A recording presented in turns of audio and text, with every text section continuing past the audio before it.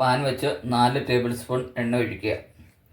അതിലേക്ക് ഇഞ്ചി വെളുത്തുള്ളി പേസ്റ്റ് 10 വെളുത്തുള്ളി, 1/2 ഇഞ്ച് നീളമുള്ള ഇഞ്ചി പേസ്റ്റ് ആക്കിയതാണ്. 2 പച്ചമുളക് ചെറുതായിട്ട് അരിഞ്ഞതും 2 സവാളയും ഇട്ട് കൊടുക്കുക.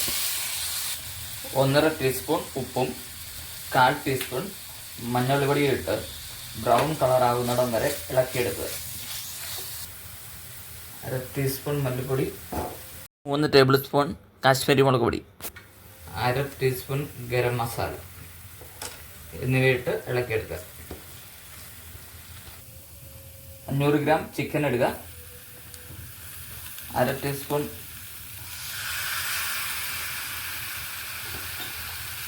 നാരങ്ങാനീര്, കുറച്ച് കറിവേപ്പില എന്നിവയിട്ട് ഇളക്കിയെടുക്കുക. 1/2 കപ്പ് വെള്ളം കൂടി ഒഴിച്ച് വേവിച്ചെടുക്കുക.